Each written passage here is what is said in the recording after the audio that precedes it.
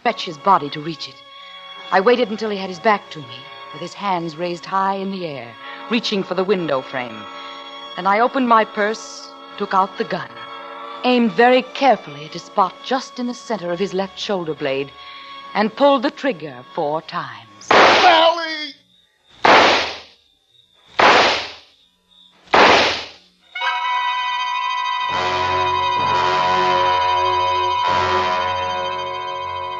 He didn't immediately fall. He'd had his fingers over the window ledge, ready to unfasten the catch, when the bullets hit him.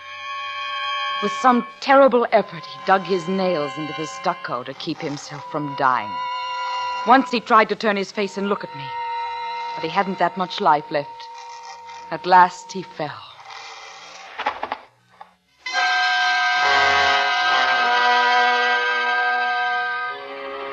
I bent and looked at my husband's body. He was quite dead. I wiped off the gun, his gun, and threw it behind an acacia bush. And I walked back to the car, slowly and carefully removing any of my footprints which showed in the loose dirt of the road. I dusted my shoes and drove home.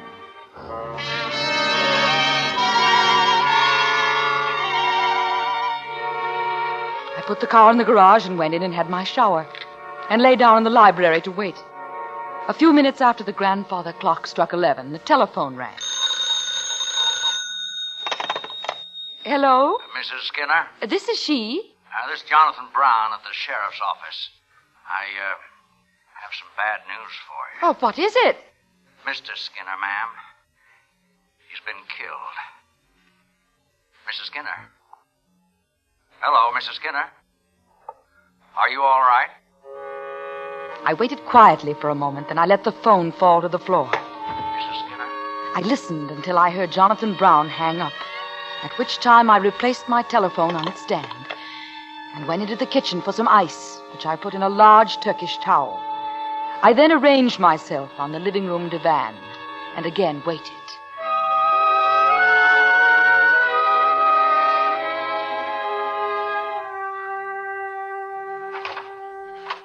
Mrs. Skinner?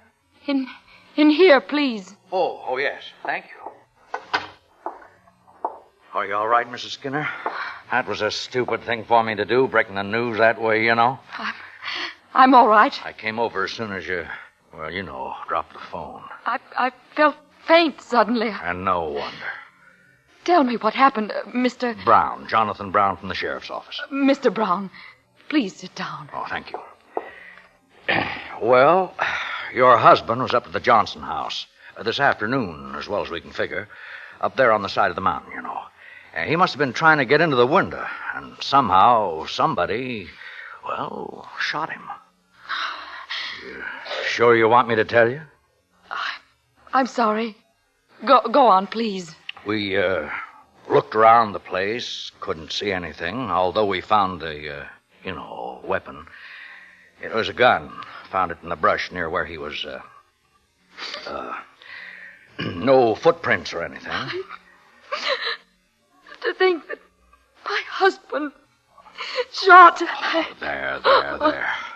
Terrible shock. There now. Oh, thank you. I'll be all right. Oh, don't you worry about a thing, Mrs. Skinner. Best thing for you to do right now is rest and take it easy. Thank you for your help. You've been most kind. The only thing I think you'll have to do will be make an appearance at the coroner's inquest. Unless you're still not feeling well, in which case I guess maybe you shouldn't be there. Oh, no, thank you, Mr. Brown. You let me know when you need me, and I'll be there.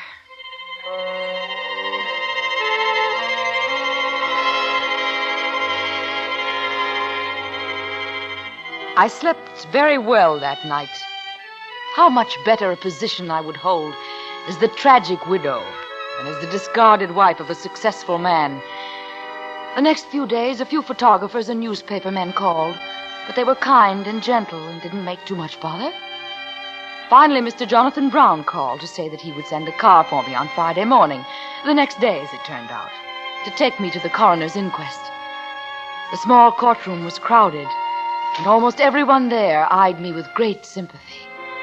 The inquest proceeded evenly, and There was as yet no evidence as to the identity of my husband's murderer. I have had this blackboard brought into court so that I might show the position of the body when found. I think it might be of interest. Proceed. Now, the body was found just below the first-story window on the left side of the house. The dead man was obviously trying to gain admittance, you know. He didn't die immediately, as I will show you, but stayed alive long enough to try to keep himself from falling, since marks from each of his fingernails were found running down the side of the building. Here, then, is the windowsill. Here are the marks of his fingernails, and here is the spot where the body lay when it was discovered. As he talked, he watched me did this, Mr. Brown. And I didn't know why until I heard the first scrape of the chalk against the blackboard.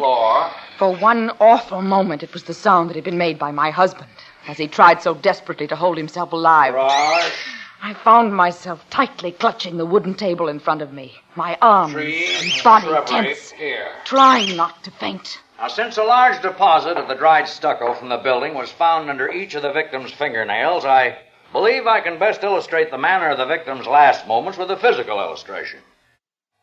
Now, suppose I am the victim, you know, and this blackboard is the side of the building. We hear gunshots, and then the victim slowly sinks to the ground. Please, don't make that noise.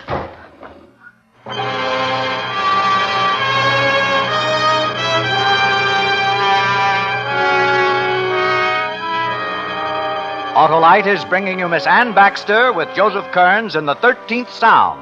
Tonight's production in radio's outstanding theater of thrills, Suspense.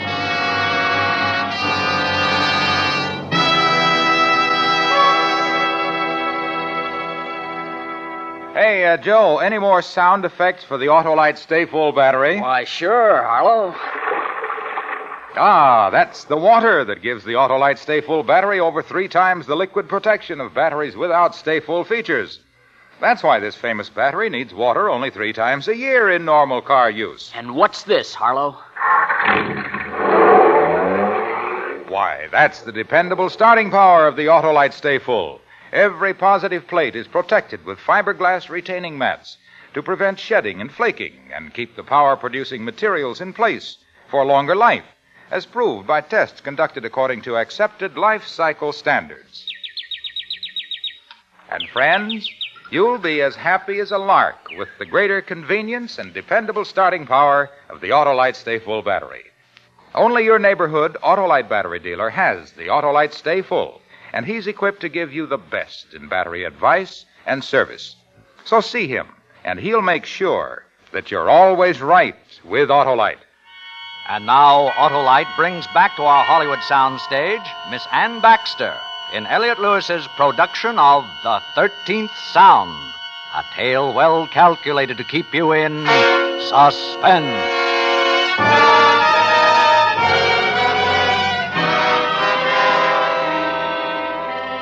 I must have been taken home from the inquest, for the next consciousness I had was lying on my bed. The house was quiet. And off to one side of the room, an old pipe hanging from between his teeth, sat Mr. Jonathan Brown from the sheriff's office. Feeling better? Oh, thank you. I'm terribly sorry to have done. That's all right. I thought maybe you better not go, you know. It's quite a strain. Yes, it was quite a strain. Coroner asked whether it'd be all right to go on without you. Everyone seemed agreed, you know, so we finished up while the doc looked you over. What happened? He said you'd be all right. Shock. No, I meant about my husband. Meant his death at the hand of person or persons unknown, you know. Is there anything further I must do? Not a thing, Mrs. Skinner. Oh, you've been very kind. Well, it's a terrible thing happened to you. I'll be going now, if there's nothing more you need from me. Oh, nothing, thank you. Well, goodbye then. And don't you worry. We'll find who did it, you know.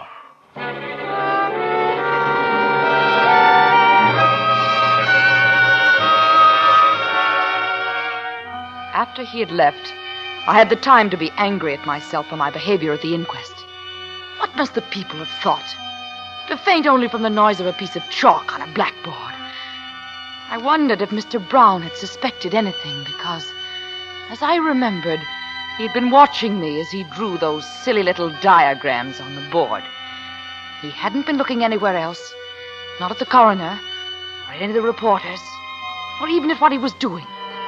He had been looking at me. Well, of course he was looking at me. He was showing his sympathy.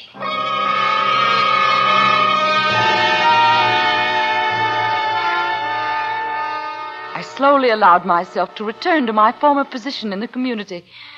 And as I'd anticipated, I was greeted with respect and admiration. Poor dear Mrs. Skinner, how tragic. The first evening I accepted an invitation was 5 weeks after my husband's death, for bridge at the country club.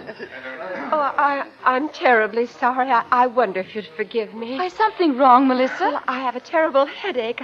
I'm afraid I've strained my eyes. Oh, why don't you lie down for a few minutes? If you wouldn't mind. Why, not at all. Would you care for an aspirin tablet, Melissa? Oh, thank you. No, if I could just lie down. I told you that you needed new glasses. Now I suppose you'll get them. Locking the bar. I'll get you comfortably Oh, settled. don't bother, please. You go right ahead with your game. I'm sorry to be such a nuisance. Oh, poor dear. That is uncomfortable. There's something it don't pay to neglect. Your eyes, you know. Mr. Brown, good evening. I didn't see you come in. You know these... Sure. Good evening, Mr. Gregg, Mrs. Gregg. Good evening, Mr. Good Brown. evening. Would you Mr. object Brown. to a new partner? Considered a fairly good whist, pinochle, and bridge man. We'd be delighted, Mr. Brown. Please join us. Please do. Yeah, Yes. Very kind of you. No sense starting a new game. I'll just pick up where the lady went away. Splendid. Then I believe it's my deal. I hope I deal myself a good hand. I've had atrocious luck all evening. Maybe I can change it for you. Yes, maybe you can. Incidentally, Mrs. Skinner, I always meant to ask you whether or not you minded noises especially. Sharp noises, like, say, chalk on a blackboard. I don't understand. Chalk on a blackboard? At the inquest. I always wondered about it. You fainted just when the chalk was scratching across the blackboard. I don't remember hearing it. I'm afraid I fainted before you drew any diagrams.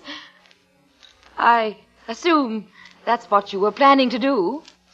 Draw diagrams? That's what I was planning to do. Yes, ma'am.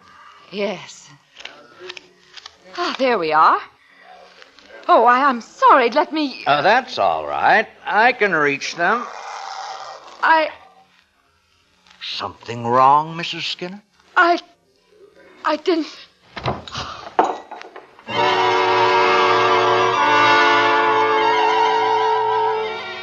Again it had happened. And again, as the noise was made, it sounded to me like my husband's fingernails sliding down the rough side of the Johnson house. And again, as I slipped into darkness, I could see that Mr. Brown was watching me.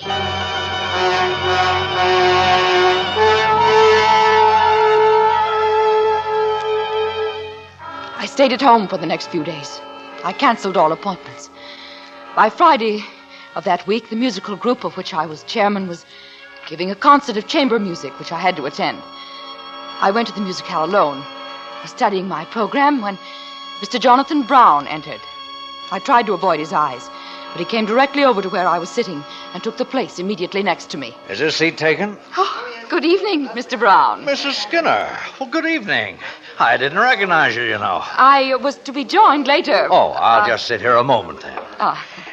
You know, I'm terribly sorry about the other night. There's really nothing at all for you to be sorry about. It's very kind of you to say that, you know, but I do feel guilty as all sin, being the cause of your getting sick. Well, really, Mr. Brown, I wasn't sick at all.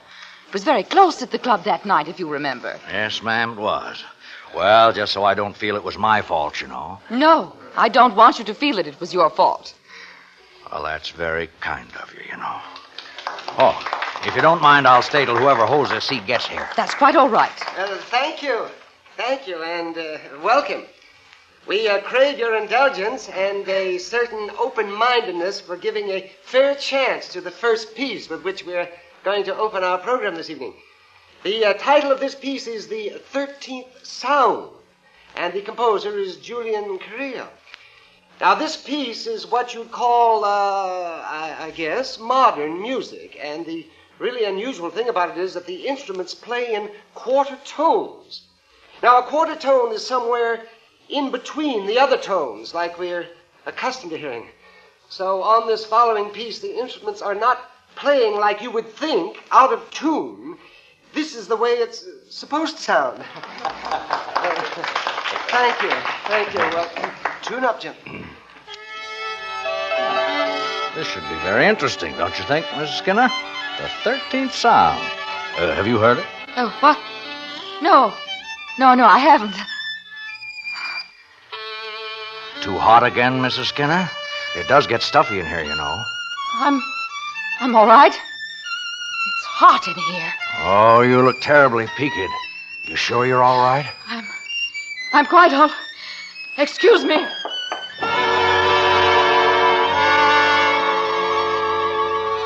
I left Mr. Brown sitting on the rented folding chair. My man drove me home. I've never liked modern music. I locked all the doors and I turned on all the lights, and I did a foolish thing. I found a hammer and a piece of board, and I beat on the board with the hammer as hard as I could, and finally the heavy, steady pounding that I made drove the other sharp, shrill, awful noise from my mind. And I turned out all the lights, and opened the windows, and went to sleep. I didn't sleep well, but I didn't stay awake either.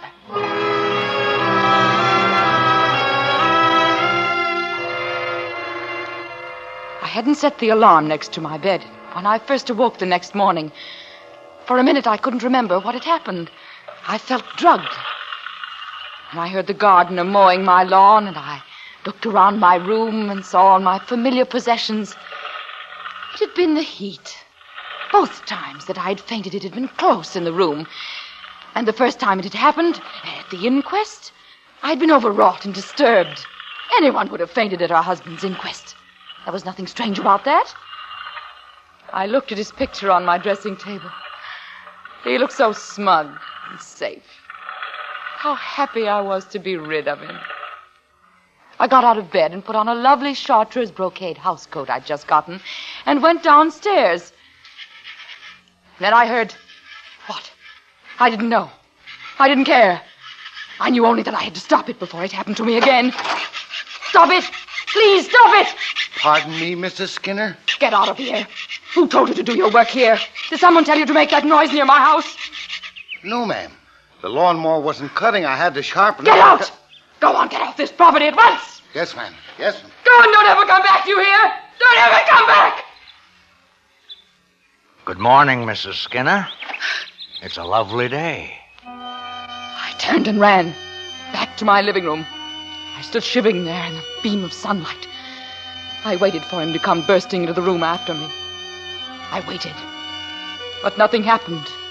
No one came into the house. I turned and looked. Mr. Brown was walking slowly out my front gate. His shoulders seemed a little more stooped than usual. But he was leaving.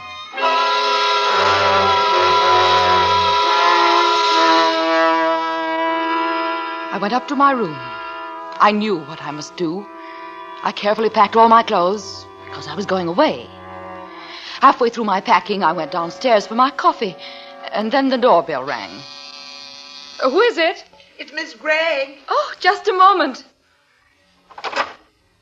Come in. Did I disturb you? No, not at all. Oh, then I will come in, but I can only stay a minute. Would you like some coffee? Oh, no, thank you. When I was so sick, you remember, the doctor absolutely forbade me having any more coffee. Oh, I didn't know that. Sit down, please. Do you drink much coffee? Why do you ask? Well, I thought perhaps on account of your recent attacks might have been caused by that. Mr. Gregg is an exponent of aspirin and salt tablets. I think it's much simpler than that. Just cut out the coffee. I think my attacks were just caused by this heat.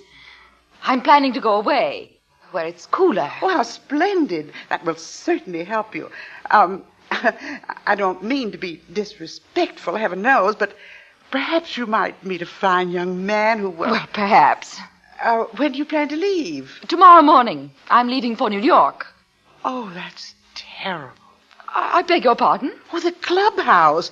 The unveiling ceremonies are the day after tomorrow. We assumed that you'd be there for the ceremonies. Oh, I'd forgotten. And you simply can't leave. Why, I don't even know what we'd do without you. The day after tomorrow? You'd really need almost all that time to properly pack. And we have no one who can replace you on the speaker's platform. All right, then, Mrs. Gregg. I'll stay for the ceremonies.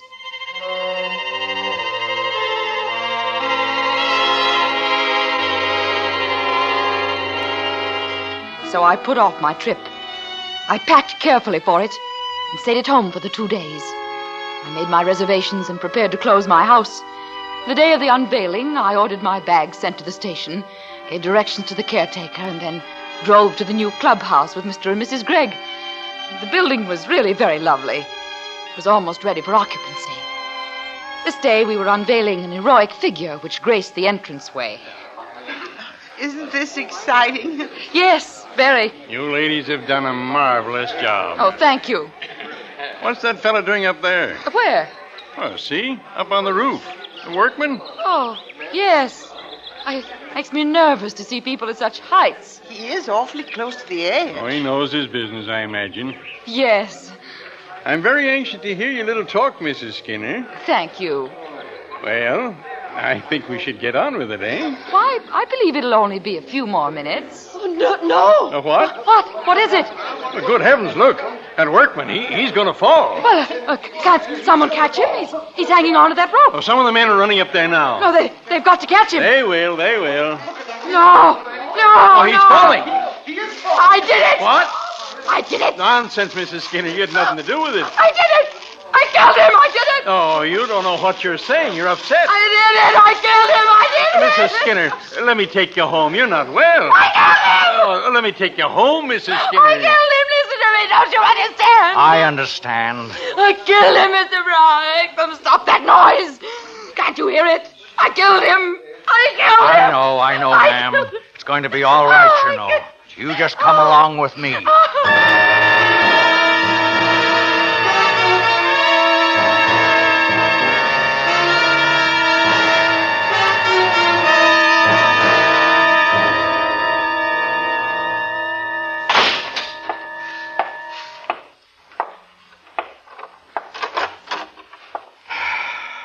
Did you sign it, Jonathan? Uh-huh. Shame. Yeah. People do funny things. Yeah. Did you pay the fella? Uh-huh. He's very clever. Sure is. I really thought he was falling off that building.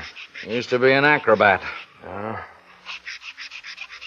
he make that noise?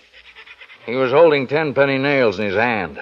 Scraped them along the face of the building as he slid down the rope. Made an awful racket. Uh-huh. Yeah, pity.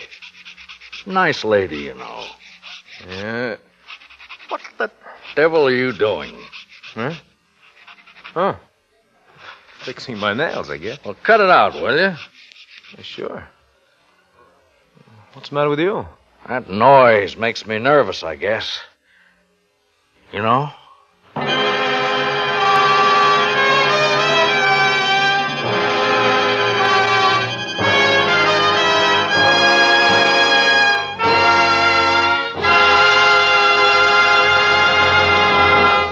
Suspense, presented by Autolite. Tonight's star, Miss Ann Baxter.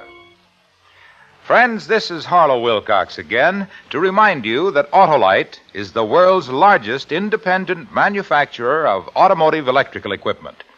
In 28 plants from coast to coast, Autolite makes over 400 products for cars, trucks, planes, and boats, including famous Autolite Stay-Full batteries carried by your neighborhood Autolite battery dealer. See him soon and ask for an Autolite Stay-Full battery, the battery that needs water only 3 times a year in normal car use. And remember, you're always right with Autolite.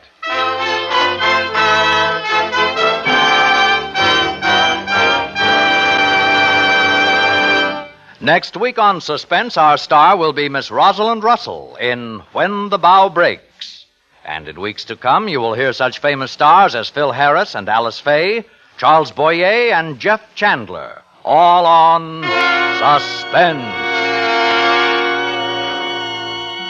Suspense is produced and directed by Elliott Lewis, with music composed by Lucien Morawek and conducted by Lud Gluskin. The 13th Sound was written for Suspense by Elliott and Kathy Lewis.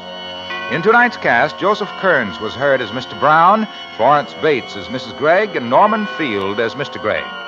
Others in the cast were Howard McNear, Sarah Selby, Anthony Barrett, Jim Nusser, and John Stevenson. Our sincere thanks to 20th Century Fox Studios, who made possible Ann Baxter's appearance tonight. Watch for Miss Baxter's appearance in that studio's forthcoming production, Follow the Sun. And remember, next week on Suspense, Miss Rosalind Russell as a woman who holds death over her husband's head. A tale we call When the Bow Breaks. You can buy Autolite Stateful batteries, Autolite standard type or resistor type spark plugs, Autolite electrical parts at your neighborhood Autolite dealers. Switch to Autolite. Good night. Important progress is being made against cancer through the American Cancer Society's research and education programs. Join the 1951 Cancer Crusade. Mail your contribution now to Cancer, care of your local post office. This is CBS, the Columbia Broadcasting System.